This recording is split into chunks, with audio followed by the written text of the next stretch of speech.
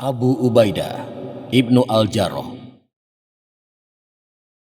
Tahun ke-13 Hijriah, peta wilayah kaum muslim telah mencapai Syria. Sebelumnya, Syria merupakan provinsi milik Kekaisaran Romawi Timur atau yang dikenal sebagai Bizantium. Datangnya Islam di Jazirah Arab memunculkan ketegangan politik yang menjurus ke konflik militer antara Kekaisaran Romawi Timur dan kaum muslim. Syria yang pada masa tersebut dipimpin oleh Heraklius melihat perkembangan pesat Islam di Madinah sebagai ancaman. Namun, hamparan padang pasir Hejaz yang terkenal ganas mengecilkan nyali Romawi untuk melakukan ekspedisi militer ke Jazirah Arab. Kondisi tersebut tidak menghalangi adanya kontak militer antara kaum muslim dan Romawi. Tahun ke-8 Hijriah, di perbatasan antara Syria dan Arab, terjadi kontak militer pertama yang terdokumentasikan sebagai Perang Mu'tah. Pasukan muslim melakukan inisiatif serangan ke Syria setelah mengetahui adanya kontak Romawi dengan beberapa suku Arab untuk menyerang Madinah. 3.000 pasukan muslim saat itu menghadapi 100.000 pasukan Romawi. Setahun berikutnya, kontak militer berlanjut dalam skala yang lebih kecil pada Perang Tabuk. Nabi Muhammad memimpin langsung ekspedisi militer yang berlangsung setelah Fathu Mekah tersebut. Sepeninggal Nabi Muhammad, kepemimpinan kaum muslim dilanjutkan oleh Khalifah Abu Bakar Asy-Syiddiq. Hingga saat itu, Kekaisaran Romawi Timur masih kokoh berdiri menguasai Eropa, Afrika Utara, Asia Minor, hingga Syria. Pasca Perang Ridha, Khalifah Abu Bakar mengirimkan 4 kontingen pasukan menuju Syria. Abu Ubaidah bin Jarrah ditunjuk oleh Khalifah Abu Bakar memimpin salah satu kontingen pasukan muslim sekaligus panglima tertinggi seluruh ekspedisi militer di Syria. Bersama kontingen Abu Ubaidah, 3 kontingen lainnya yang dipimpin Yazid bin Abu Sufyan, Amr bin As, dan Syurabil bin Hasanah berangkat dari Madinah. Sesampainya di Tabuk, 4 kontingen tersebut mengambil rute yang berbeda sesuai dengan target yang telah ditentukan. Kontingen yang dipimpin Abu Ubaidah mengambil rute paling barat dan memasuki kekuasaan Romawi dari kota pesisir Elat. Sesuai dengan amanat dari Khalifah Abu Bakar, kontingen yang dipimpin oleh Abu Ubaidah akan menuju kota Homs atau yang juga dikenal sebagai Emesa. Dalam perjalanan menuju target serangan, kontingen Abu Ubaidah terlibat kontak militer dengan penduduk Al-Balqa. Kontak militer itu berakhir dengan perjanjian damai. Abu Ubaidah menerima permintaan perdamaian para penduduk Al-Balqa. Sejarah mencatat inilah perjanjian damai pertama dalam seluruh ekspedisi militer kaum muslim ke Syria. Namun, pergerakan pasukan muslim di Syria ternyata berjalan lambat. Beberapa kemenangan yang diraih pasukan muslim berhasil dibalas oleh pasukan Romawi. Posisi seluruh kontingen pasukan muslim bahkan masih jauh dari ibu kota Syria, yaitu Damaskus. Melihat situasi pasukannya di Syria, Khalifah Abu Bakar memerintahkan panglima operasi militer di Persia, yaitu Khalid bin Walid, agar bergerak ke Syria. Khalifah Abu Bakar juga menunjuk Khalid bin Walid sebagai panglima operasi militer di Syria, menggantikan posisi Abu Ubaidah. Beberapa ahli sejarah militer barat mendeskripsikan Abu Ubaidah dan Khalid bin Walid sebagai 2 sosok yang bertolak belakang. Abu Ubaidah cenderung bergerak pelan namun mematikan, sekaligus mudah mengampuni musuhnya. Sedangkan Khalid bin Walid adalah tipikal panglima yang bermanuver cepat dengan serangan-serangan mengejutkan bagaikan tornado. Khalid bin Walid akan memastikan hilangnya potensi membalas bagi musuh-musuhnya. Tahun 634 Masehi, kontingen pasukan Khalid bin Walid berhasil bergabung dengan kontingen Abu Ubaidah di Busra. Busra merupakan kota dari Ghazanid, klan Arab yang telah lama tinggal di Syria. Khalid bin Walid yang kini memegang tampuk panglima operasi militer di Syria segera melakukan pengepungan Busra. Pada pertengahan Juli 634 Masehi, pasukan muslim berhasil menjatuhkan benteng kota dan menguasai sebagian besar Busra. Meskipun panglima operasi berpindah tangan ke Khalid bin Walid, Abu Ubaidah tetap menjalankan instruksi yang telah diberikan oleh Khalifah Abu Bakar. Dari Busra hingga ke Yarmouk, Abu Ubaidah selalu berada di sisi Khalid bin Walid. Kolaborasi 2 pakar strategi militer yang bertolak belakang karakternya itu akan mencapai puncaknya dalam perang penentuan di tepi sungai Yarmouk. Jazirah Arab beberapa puluh tahun sebelum Nabi Muhammad menjalankan tugas kenabiannya. Lahirlah seorang bayi laki-laki dari keluarga Abdullah bin Al-Jarrah, seorang pedagang Mekah. Bayi laki-laki tersebut diberi nama Amir bin Abdillah bin Al-Jarrah. Para ahli sejarah Arab memperkirakan waktu kelahirannya adalah pada tahun 583 Masehi, hanya berjarak sekitar 13 tahun setelah kelahiran Nabi Muhammad. Bayi laki-laki itu kelak akan lebih dikenal dengan nama Abu Ubaidah, sebuah nama yang terdokumentasikan dalam sejarah awal Islam hingga perluasannya keluar Jazirah Arab. Keluarga Abu Ubaidah merupakan suku Quraisy dari klan bangsawan Mekah, Bani Al-Harith bin Fir. Setelah beranjak dewasa, Abu Ubaidah dikenal sebagai bangsawan Quraisy yang sopan dan penuh keberanian. Pada tahun 611 Masehi, Nabi Muhammad mulai berdakwah kepada kaumnya di Mekah. Masyarakat Mekah pun gempar dengan ajaran yang dibawa Nabi Muhammad. Ajaran yang disampaikan oleh Nabi Muhammad sangat bertentangan dengan tradisi Mekah yang telah berlangsung ribuan tahun lamanya. Penolakan keras terhadap ajaran yang disampaikan Nabi Muhammad bermunculan di seantero Mekah. Namun, di antara kerasnya reaksi masyarakat Mekah, beberapa orang tetap mengikuti ajaran yang dibawa Nabi Muhammad, seperti Khadijah dan Ali bin Abi Thalib. Di luar keluarga Nabi, Abu Bakar Asy-Syiddiq menjadi orang pertama yang memeluk Islam. Keislaman Abu Bakar, yang merupakan tokoh terhormat di kalangan kaum Quraisy Mekah, banyak membantu dakwah Nabi Muhammad. Beberapa warga Mekah kemudian mengikuti jejak Abu Bakar Asy-Syiddiq, salah satunya adalah Abu Ubaidah bin Jarrah. Berselang sehari setelah Abu Bakar bersyahadat, Abu Ubaidah mengucapkan 2 kalimat syahadat di hadapan Nabi Muhammad. Keislaman Abu Ubaidah pada era awal inilah yang membuatnya masuk ke dalam golongan As-Sabiqunal Awwalun, atau orang-orang yang paling awal masuk Islam. Abu Ubaidah yang berislam pada usia 28 tahun menjadi salah satu sahabat Nabi Muhammad dalam perjuangannya menyampaikan kebenaran agama Islam di kota Mekah. Hingga beberapa tahun berikutnya, perkembangan dakwah Nabi Muhammad terus mengalami tekanan yang semakin kuat. Para pemimpin Quraisy Mekah seperti Abu Sufyan, Abu Jahal, dan Abu Lahab terus menggalang kekuatan untuk menghambat ajaran yang dibawa oleh Nabi Muhammad. Teror yang awalnya masih bersifat psikologis menjadi serang fisikis setelah meninggalnya paman Nabi Muhammad, Abi Thalib. Ketika teror terhadap Nabi Muhammad dan para sahabatnya semakin meningkat, maka turunlah perintah hijrah dari Allah.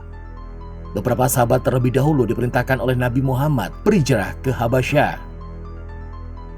Para sahabat yang hijrah ke Habasyah tersebut dipimpin oleh Ja'far bin Abi Thalib yang masih merupakan sepupu Nabi Muhammad. Pada masa abad ke-7 Masehi, Habasyah atau yang sekarang dikenal sebagai Ethiopia dipimpin oleh Raja Najasyi.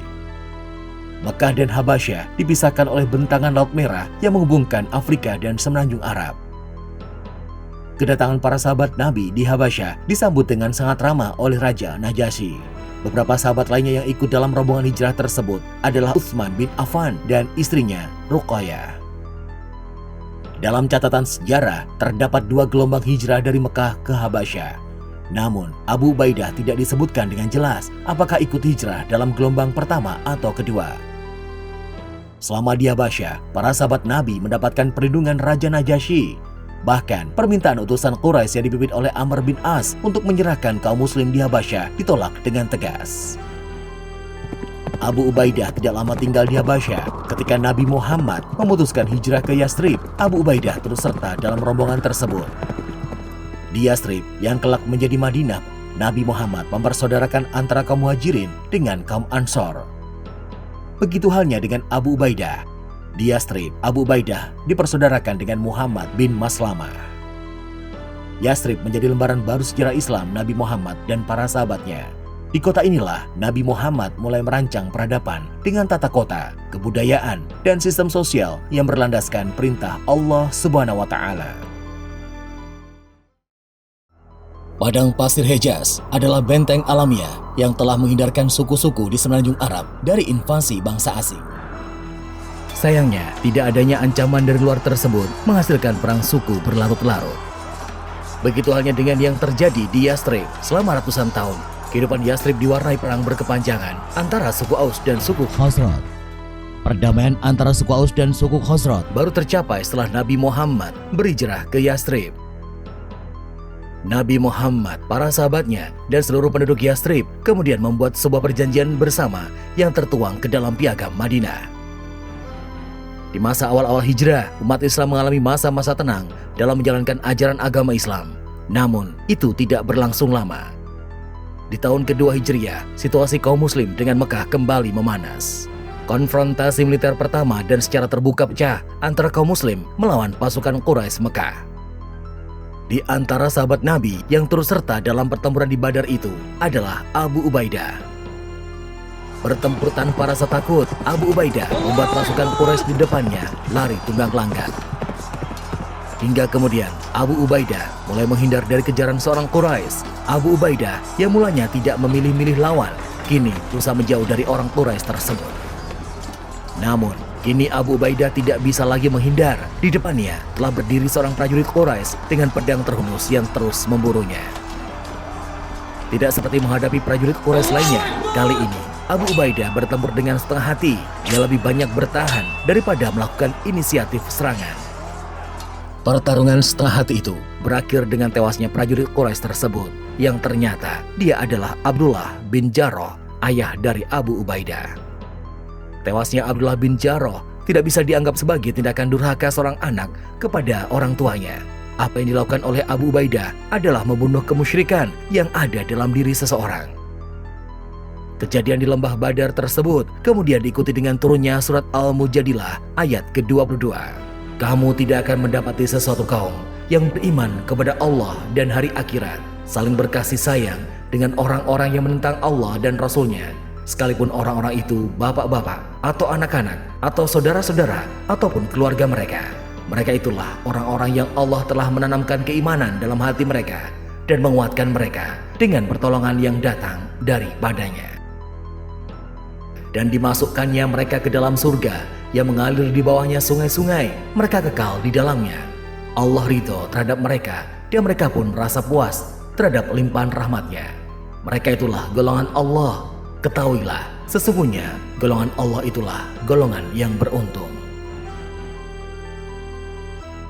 Abu Ubaidah dikenal sebagai sosok yang dapat dipercaya. Nabi Muhammad sendiri pernah menyampaikan bahwa setiap umat memiliki orang kepercayaan, dan orang kepercayaan umat ini adalah Abu Ubaidah. Suatu hari, beberapa orang Nasrani mendatangi Nabi Muhammad dan meminta mengirimkan seorang sahabat sebagai hakim dalam perselisihan masalah harta. Nabi Muhammad kemudian menunjuk Abu Ubaidah sebagai hakim dalam masalah harta kaum Nasrani yang menyebabkan perselisihan di antara mereka. Dalam beberapa perang selanjutnya, Nabi Muhammad memberikan kepercayaan penuh kepada Abu Ubaidah. Tidak ada satu pertempuran pun di masa Nabi Muhammad yang tidak ada Abu Ubaidah di dalamnya. Setelah perang di lembah Badar, Abu Ubaidah terlibat dalam pertempuran di Bukit Uhud. Perang Uhud yang terjadi bulan Syawal tahun 3 Hijriah itu, unit kavaleri pasukan Quraisy yang dipimpin Khalid bin Walid berhasil mengubah kekalahan mereka menjadi kemenangan. Abu Ubaidah berjibaku melindungi Nabi Muhammad yang terkepung musuh. Abu Ubaidah juga harus kehilangan 2 gigi depannya ketika mencoba mencabut rantai besi yang menembus pipi Nabi Muhammad. Partisipasi Abu Ubaidah dalam perang melawan Quraisy berlanjut ke perang Khandaq. Bersama para sahabat lainnya, Abu Ubaidah menggali parit sepanjang 5 km untuk melindungi kota Madinah dari pasukan koalisi yang jumlahnya mencapai 10.000 orang. Di tahun yang sama, Abu Ubaidah juga terlibat dalam pengepungan Bani Quraisyah. Setelah masalah Bani Quraisyah selesai, Nabi Muhammad memerintahkan sebuah ekspedisi kecil yang dipimpin Abu Ubaidah untuk mengatasi masalah dengan Bani Thalibah dan Bani Al-Anmar yang menjarah desa-desa sekitarnya. Tahun 6 Hijriah, Abu Ubaidah turut dalam perjalanan Nabi Muhammad yang hendak melaksanakan ibadah haji. Perjalanan rombongan Nabi Muhammad terhenti di Hudaybiyah. Suku Quraisy keberatan kaum muslim memasuki Mekah dan perjalanan tersebut berakhir dengan perjanjian Hudaybiyah. Beberapa bulan kemudian, Abu Ubaidah memimpin kontingen dengan 300 pasukan ke pantai timur Arab. Abu Ubaidah dikirim ke wilayah pesisir yang dikuasai Bani Juhainah Al-Khabat. Tujuan utama ekspedisi tersebut adalah untuk mengawasi karavan-karavan dari suku Quraisy.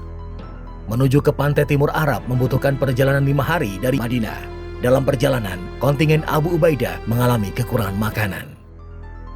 Didera oleh semakin menipisnya logistik, Abu Ubaidah dan pasukannya menemukan seekor ikan paus besar yang terdampar di pantai. Selama 20 hari berikutnya, ikan paus besar itu menjadi logistik utama pasukan muslim. Tahun 8 Hijriah, Nabi Muhammad memutuskan pembebasan kota Mekah. Kaum Quraisy yang melanggar perjanjian Hudaybiyah membuat Nabi Muhammad mengambil keputusan tegas, kota Mekah harus dibebaskan. Pasukan Muslim dibagi ke dalam 3 kontingen dan akan memasuki Mekah dari rute yang berbeda.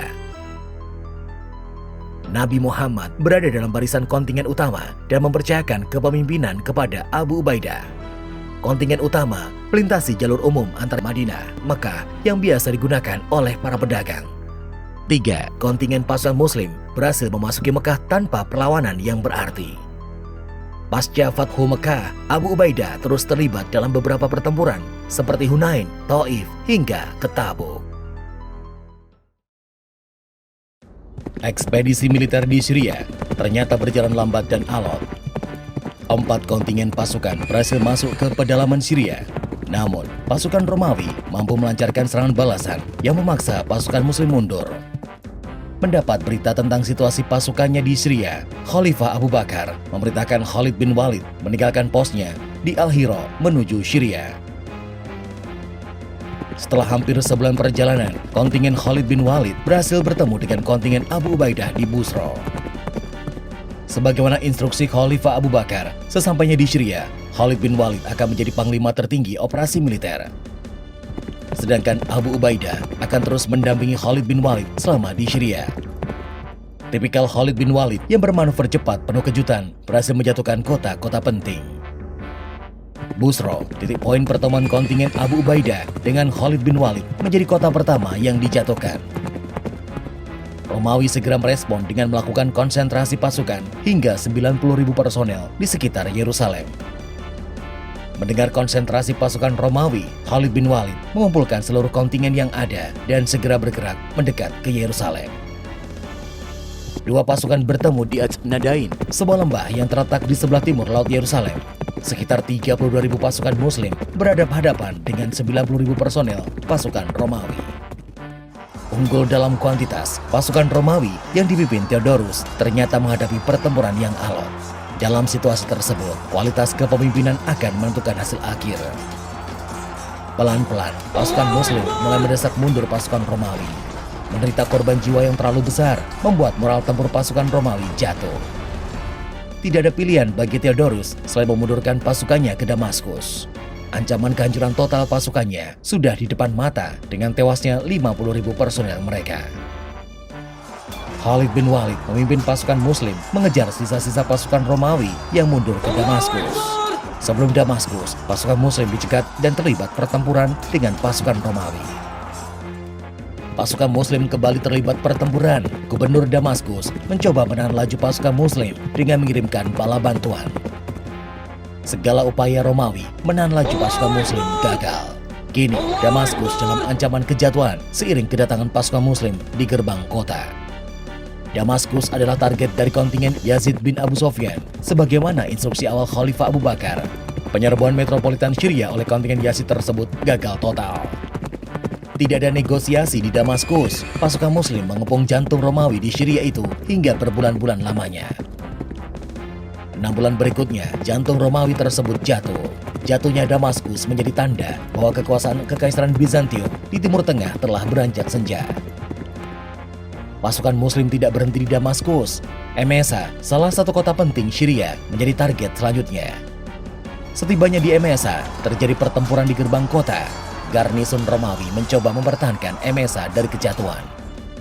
Gencatan senjata berhasil dicapai setelah gubernur Emesa bersedia membayar 1.000 dinar dan 100 jubah. Gencatan senjata ini berlaku selama setahun dan akan dibatalkan oleh pasukan Muslim jika ada pasukan Romawi yang datang memperkuat Emesa. Abu Ubaidah yang datang setelah Khalid bin Walid membagi pasukannya menjadi 4 kelompok. Emesa memiliki 4 gerbang kota dan Abu Ubaidah mengirimkan pasukan penjaga ke setiap gerbang. Ketika Syria memasuki musim dingin, tiba-tiba Heraklius mengirimkan pasukan tambahan ke Emesa. Dia menganggap musim dingin saat yang tepat untuk menyerang pasukan Muslim.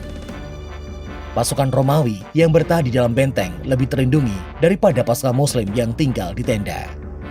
Perkiraan Heraklius tentang pasukan Muslim yang menderita kedinginan benar adanya, tetapi tidak sepenuhnya. Cuaca dingin dengan persediaan logistik yang menipis sudah cukup membuat pasukan Muslim menderita di tanah yang jauh dari kampung halaman. Namun, Heraklius tidak menduga stabilitas tempur kaum Muslim yang dipimpin oleh dua panglima terbaiknya, Khalid bin Walid dan Abu Ubaidah. Bulan Maret 636 Masehi, cuaca dingin di Syria mencapai puncaknya. Di pagi hari nan beku, Harbis memimpin 5.000 pasukan Romawi melakukan serangan kejutan. 4 kelompok pasukan Muslim yang bertugas menjaga gerbang tidak menduga datangnya serangan tersebut. Mereka terpaksa mundur dan bergabung dengan pasukan Indo. Khalid bin Walid dan Abu Ubaidah merespon dengan cekatan. Seluruh pasukan Muslim direformasi ke posisi tempur dan berhasil menahan laju pasukan Romawi. Setelah bertempur secara defensif, pasukan Muslim menemukan momentum untuk melakukan inisiatif serangan. Pasukan Romawi dipaksa mundur kembali ke dalam benteng kota. Serangan kejutan tersebut membuat Khalid bin Walid dan Abu Ubaidah mengambil keputusan tegas menjatuhkan Emesa secepatnya. Emesa terletak di bagian barat Syria, salah satu kota penting pada masa Kekaisaran Romawi Timur. Di masa sekarang, Emesa lebih populer dengan sebutan Homs. Bangsa Arab menyebut kota kuno ini dengan nama Hims. Kota inilah yang menjadi target kontingen Abu Ubaidah sebagaimana instruksi dari Khalifah Abu Bakar. Di masa awal kampanye militer Syria, kontingen Abu Ubaidah belum mampu mencapai Emesa. Hingga kemudian, kedatangan Khalid bin Walid dan jatuhnya Damaskus membuat Emesa terbuka lebar bagi pasukan Muslim. Setelah berhasil membalikkan keadaan dalam serangan kejutan di musim dingin tersebut, Khalid bin Walid dan Abu Ubaidah merencanakan strategi menjatuhkan Emesa. Keesokan harinya, strategi penaklukan Emesa dimulai. Seluruh pasukan Muslim, baik infanteri dan kavaleri, bergerak mundur dari Emesa. Pasukan Muslim bergerak ke selatan hingga beberapa kilometer jauhnya. Mundurnya pasukan Muslim tidak lepas dari pengawasan Harbis, panglima pasukan Romawi di Emesa. Harbis menganggap pasukan Muslim benar-benar mundur dari Emesa. Dia kemudian membawa sekitar 5.000 kavalerinya dan akan menyerang bagian belakang pasukan Muslim yang sedang mundur. Kavaleri yang dipimpin Harbis berhasil menyusul pasukan Muslim beberapa kilometer di selatan Emesa. Khalid bin Walid kembali menunjukkan manuvernya yang penuh kejutan. Kavaleri Romawi hampir menyergap bagian belakang, tetapi pasukan Muslim langsung berbalik, membentuk formasi tempur dan menyerang dengan cepat. Kejutan masih berlanjut ketika kavaleri pasukan Muslim bergerak dalam 2 kelompok menyerang bagian sisi pasukan Romawi. Nyaris tidak ada jalan meloloskan diri bagi pasukan Romawi. Mereka berhasil dipancing keluar dari benteng dan sekarang terkepung jauh di luar Emesa. Sementara pertempuran sengit berlangsung, Mu'az bin Jabal membawa 500 kavaleri menuju Emesa dan memblokade gerbangnya. Melihat kedatangan Mu'az bin Jabal, penduduk Emesa serta sisa prajurit Romawi yang tidak ikut pertempuran segera masuk ke dalam benteng dan menutup rapat pintunya. Mu'az bin Jabal dan pasukannya bertugas memastikan tidak ada pasukan Romawi yang melarikan diri ke dalam benteng. Inisiatif serangan dengan manuver penuh kejutan dari pasukan Muslim membuat kavaleri Romawi gagal membentuk formasi tempur. Mereka menderita korban jiwa yang bagaikan efek domino. Khalid bin Walid yang mengendalikan sentral pasukan Muslim segera mengejar Harbis. Sebagaimana perang masa klasik, duel 2 panglima pun terjadi. Tewasnya Harbis mempercepat akhir pertempuran. Pasukan Romawi yang berhasil lolos tidak lebih dari 100 personil. Pasukan Muslim kemudian kembali ke Emesa dan melanjutkan pengepungan. Penduduk Emesa menawarkan perdamaian yang diterima oleh Abu Ubaidah dengan syarat membayar jizyah 1 dinar per kepala. Menjelang berakhirnya musim dingin 636 Masehi, kota demi kota di Syria telah berjatuhan. Pasukan Muslim selanjutnya mengarahkan mobilitasnya ke utara dengan target Aleppo dan Antioquia. Sesampainya di Saizar, sebelum kota Aleppo, pasukan Muslim mencegat pasukan Romawi yang mengawal konvoi perbekalan. Dari interogasi tawanan Romawi tersebut, rencana Heraklius dan konsentrasi pasukan dalam jumlah sangat besar di Antioquia bocor kepada para panglima pasukan Muslim. Situasi pasukan Muslim saat itu masih menjadi 4 bagian.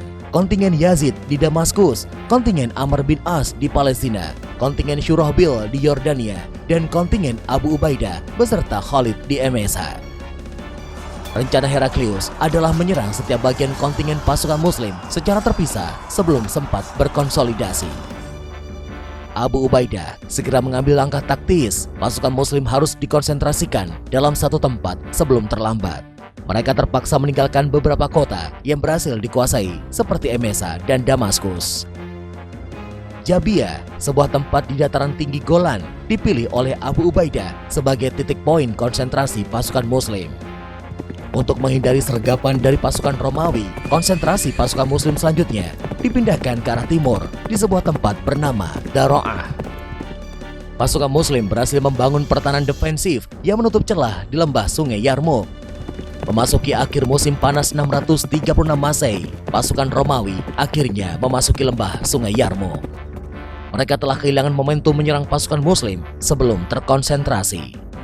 Mengetahui pasukan Romawi telah membangun perkemahan di lembah Yarmouk, pasukan Muslim memajukan perkemahan mereka lebih dekat ke arah musuh. Bulan Agustus 636 Masehi, di hari-hari terakhir musim panas Syria, dua konsentrasi pasukan telah bersiap saling serang di lembah Yarmouk. 200.000 pasukan Kekaisaran Romawi Timur kini akan menghadapi 40.000 pasukan Muslim Arab. Bulan Agustus tahun 636 Masehi mendekati akhir musim panas Syria. Di sebuah lembah Narainan luas di tepian Sungai Yarmouk, perang besar yang akan menentukan nasib Kekaisaran Romawi Timur di Syria telah berkobar. Nama besar Romawi dengan segala kekayaan strategi dan teknik militernya berada dalam tahap akhir pengujian. Selama berbulan-bulan, pasukan Muslim dari pedalaman Arab telah menguji kemampuan pasukan Romawi dalam berbagai pertempuran. Jatuhnya Damaskus dan Emesa merupakan alarm bahaya bagi Romawi. Mereka merespon dengan konsentrasi pasukan hingga 200.000 personil. Heraklius mempercayakan kepemimpinan puncak pasukan Romawi kepada Theodorus Triturius atau dalam bahasa Arab disebut Tazarik. Pasukan Muslim yang kalah dalam kuantitas dipimpin oleh Khalid bin Walid yang selalu didampingi oleh Abu Ubaidah. Hari pertama diwarnai kejutan oleh membelotnya Gregorius atau yang dalam bahasa Arab dikenal sebagai Jaraja. Gregorius, salah satu panglima tinggi Romawi, memutuskan bersyahadat dalam bimbingan Khalid bin Walid. Di hari pertama perang Yarmouk tersebut, Gregorius syahid dalam pertempuran ketika mendampingi Khalid bin Walid. Pertempuran berjalan sangat alot di Yarmouk hingga beberapa hari selanjutnya. Pasukan Muslim memilih defensif tanpa melakukan inisiatif serangan. Di tengah-tengah tensi pertempuran yang semakin memanas, datanglah Mahmiyah bin Zamin membawa berita dari Madinah. Mahmiyah bin Zamin menyampaikan surat yang mengabarkan wafatnya Khalifah Abu Bakar dan diangkatnya Umar bin Khattab sebagai Amirul Mukminin.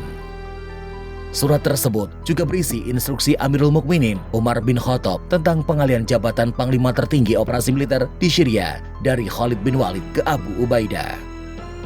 Dokumen sejarah tidak menyebutkan dengan pasti waktu datangnya berita dari Madinah. Sumber-sumber sejarah hanya menyebutkan dalam situasi perang Yarmouk yang genting. Abu Ubaidah dan Khalid bin Walid bersepakat merahasiakan peralihan jabatan Panglima tertinggi. Khalid bin Walid akan tetap menjadi Panglima tertinggi hingga perang Yarmouk selesai. Memasuki hari kelima, pasukan Muslim yang mulai di atas angin mengambil alih inisiatif serangan. Di hari ke-6, menjadi akhir pertempuran Yarmouk, pasukan Romawi kehilangan semangat tempurnya dan tergesa-gesa melarikan diri. Khalid bin Walid telah mengantisipasi situasi tersebut dan menutup berbagai celah untuk meloloskan diri. Setelah memastikan kemenangan di Yarmouk, Khalid bin Walid dan Abu Ubaidah mengumumkan perayaan jabatan Panglima tertinggi.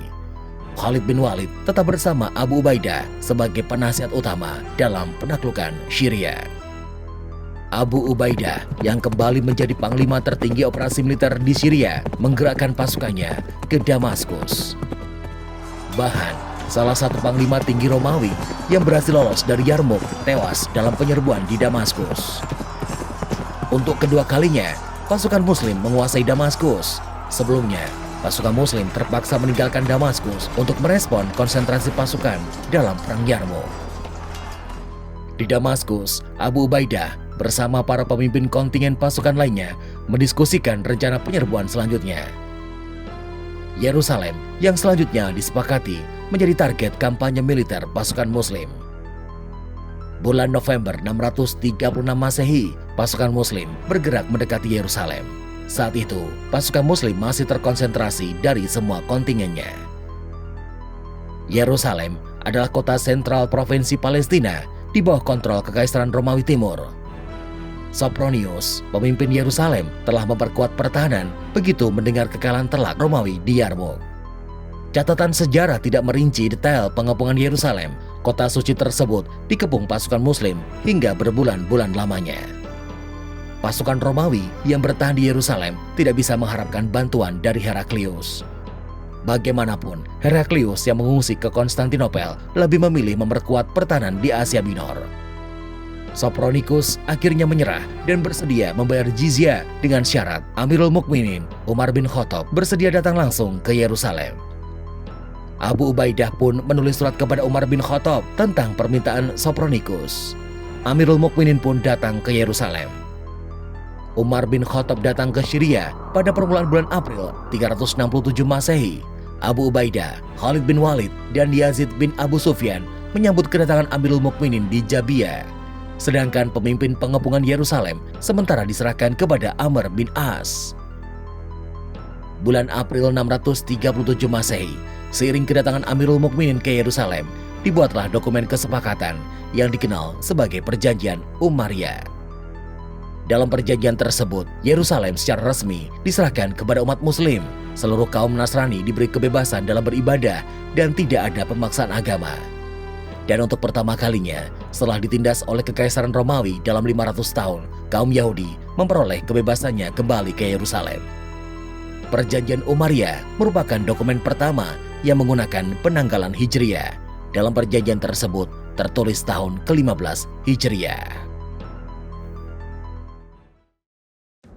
Sampai pertengahan tahun 637 Masehi, kampanye militer telah berhasil menguasai sebagian besar Syria.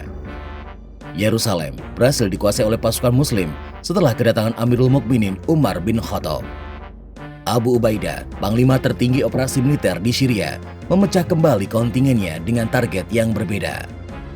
Amr bin As dan Syurobil bin Hasanah bersama kontingennya meneruskan pengamanan seluruh Palestina. Yazid bin Abu Sufyan membawa kontingennya ke Damaskus dan berlanjut ekspedisi militer ke Beirut. Dan Abu Ubaidah bersama Khalid bin Walid bergerak ke Emesa untuk memulai kampanye militer di Syria bagian utara. Dari Emesa, Abu Ubaidah memerintahkan Khalid bin Walid membawa 17.000 kavaleri elitnya menuju ke Kolkis, kota pertahanan strategis bagi Kekaisaran Romawi Timur. Kolkis dijaga oleh sekitar 70.000 pasukan Romawi dari unit Yunani. Menas, sang komandan pasukan unit Yunani, memiliki prestis yang tinggi di kalangan aristokrat Romawi. Konon, dia merupakan orang kedua setelah Kaisar Heraklius. Menas sudah mendengar reputasi pasukan Muslim, bagaimana pasukan dari semenanjung Arab tersebut telah menjadikan Yarmuk sebagai tragedi Kekaisaran Romawi Timur. Menas mengerahkan pasukannya ke timur Kolkis. Di desa pertanian Hazir, mereka akan mencegat pasukan Muslim sebelum mencapai gerbang Kolkis. Bulan Juni 637 Masehi, dua pasukan telah bersiap menghadapi pertempuran. Menas membentuk 3 kolom pasukannya dengan kolom pusat yang dipimpinnya sendiri. Menas dikenal memiliki gaya bertempur yang berbeda dari para panglima Romawi lainnya. Di Hazir, Menas berada di garis depan, memimpin pertempuran sebagaimana yang biasa dilakukan para panglima Muslim.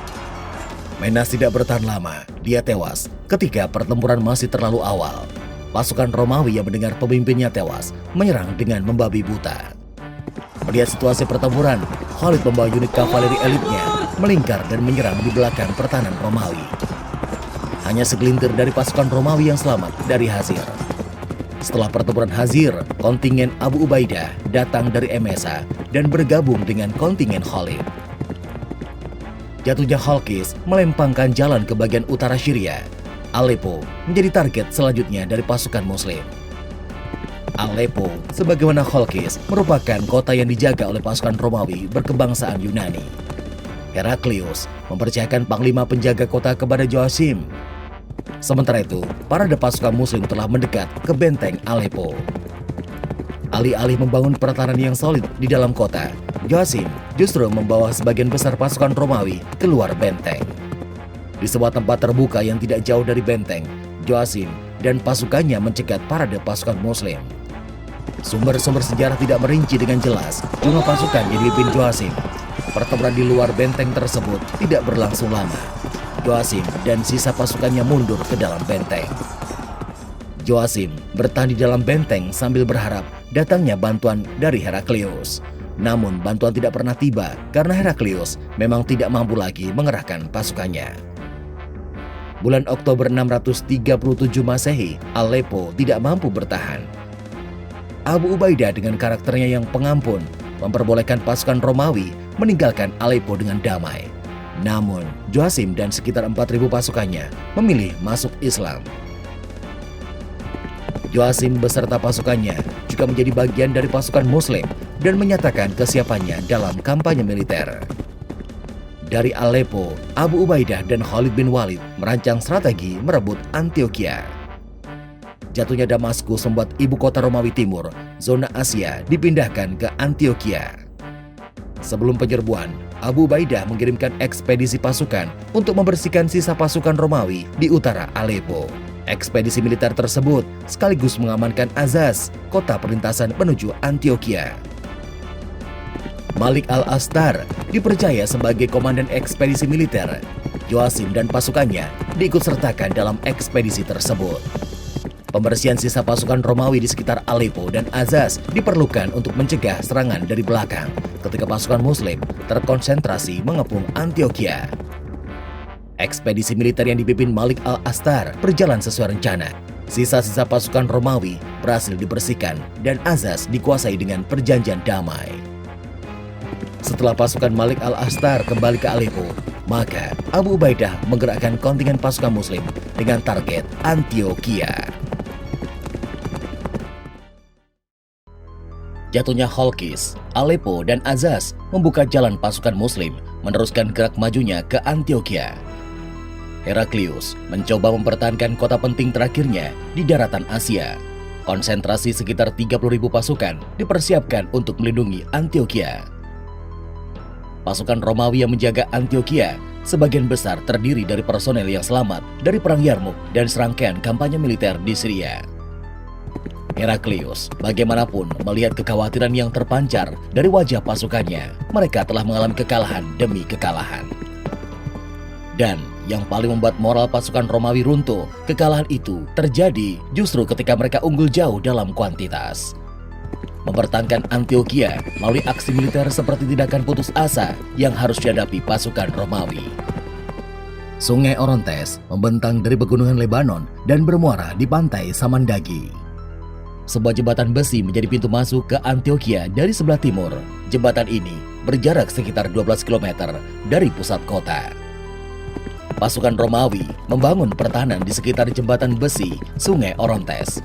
Jembatan besi itu akan menjadi pertahanan pasukan Romawi yang mencegah kontingen pasukan Muslim memasuki Antioquia. Ketika parade pasukan Muslim mencapai Sungai Orontes, mereka segera disambut dengan pertempuran sengit. Pertempuran jembatan besi atau Battle of Iron Bridge, begitulah kontak militer di Sungai Orontes itu terdokumentasikan dalam sejarah. Pertempuran itu kembali mengulang berbagai pertempuran sebelumnya. 30.000 pasukan Romawi menghadang laju 17.000 pasukan Muslim. Begitu pula dengan hasilnya, pasukan Romawi yang runtuh moralnya sebelum bertempur berlarian masuk ke dalam benteng. Romawi kehilangan 10.000 pasukannya di jembatan besi. Ini adalah kehilangan terbesar ketiga setelah Perang Yarmuk dan Ajnadain dalam seluruh kampanye militer Syria.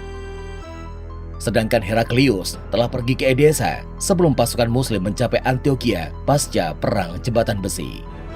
Terkepung dan tanpa kepemimpinan, Antioquia pun jatuh ke pasukan Muslim pada bulan Oktober 637 Masehi. Seperti di Aleppo, Abu Ubaidah mengizinkan pasukan Romawi meninggalkan Antioquia menuju Konstantinopel dengan damai. Dari Antioquia, pergerakan pasukan Muslim berlanjut ke arah selatan. Mereka menguasai kota-kota pesisir dengan mudah, dimulai dari Latakia, berlanjut ke Gabala, hingga ke wilayah Tartus dan pegunungan anti-Lebanon. Pengamanan di pesisir barat berlanjut ke arah timur. Abu Ubaidah mengirimkan Khalid bin Walid dan Iyad bin Ghanem ke Anatolia hingga Armenia. Edessa menjadi kota pertama yang dijatuhkan dalam kampanye militer lanjutan ini. Kampanye militer mengarah ke Amida hingga Malatya. Pengamanan berhasil ke seluruh Armenia hingga Ararat. Heraklius pun menarik mundur semua pasukannya yang bertahan di benteng-benteng antara Antioquia dan Tarsus. Pengosongan benteng-benteng dilakukan untuk menciptakan buffer zone atau wilayah tanpa penghuni sebagai pemisah kekuasaan Romawi dengan kekuasaan Muslim. Awal tahun 638 Masehi, Amirul Mukminin Umar bin Khattab memerintahkan penghentian kampanye militer di Syria. Setelah serangkaian kampanye militer, kini tugas Abu Ubaidah beralih ke administratif pengelolaan sebuah provinsi. Abu Ubaidah, panglima tertinggi operasi militer di Syria, ditetapkan oleh Amirul Mukminin Umar bin Khattab sebagai gubernur. Di kisaran akhir tahun 638 Masehi, Abu Ubaidah menerima surat dari Madinah yang mengabarkan kekeringan dan kelangkaan pangan di Jazirah Arab. Madinah, pusat pemerintahan saat itu, didatangi ratusan ribu pengungsi untuk mendapatkan jatah makanan. Abu Ubaidah merespon surat tersebut dengan iring-iringan ribuan unta yang membawa bahan makanan dari Syria menuju Madinah. Rombongan karavan unta pengangkut makanan dari Syria datang secara bergelombang. Amirul Mukminin menghadiahkan 4.000 dinar sebagai penghargaan kepada Abu Ubaidah. Namun, hadiah tersebut ditolak oleh Abu Ubaidah karena beliau melakukannya hanya demi Allah. Setelah kekeringan dan kelangkaan pangan di Jazirah Arab selesai, wabah penyakit melanda Syria dan Irak di bagian barat. Wabah Amwas paling berat melanda Syria. Ribuan orang menjadi korban serangan wabah Amwas ini. Amirul Mukminin yang khawatir dengan Abu Ubaidah segera mengirimkan surat yang berisi perintah untuk datang menghadap ke Madinah. Abu Ubaidah yang paham maksud Amirul Mukminin untuk menyelamatkannya enggan melaksanakan perintah tersebut. Abu Ubaidah berpegang pada pesan Nabi Muhammad bahwa penduduk di negeri yang dilanda wabah hendaknya tidak keluar dari negeri tersebut. Serangan wabah Amwas tersebut merenggut ribuan jiwa dari kalangan sahabat termasuk Abu Ubaidah sendiri pada tahun 639 Masehi. Syurahbil bin Hasanah, komandan kontingen kampanye militer Syria, turut wafat karena wabah Amwas di hari yang sama dengan Abu Ubaidah. Kemudian menyusul Yazid bin Abu Sufyan tidak berapa lama setelahnya. Wabah Amwas baru berhenti di masa kepemimpinan Gubernur Amr bin As. Setelah wabah Amwas selesai, perluasan wilayah kaum muslim akan bergerak ke sisi barat Syria, yaitu Mesir.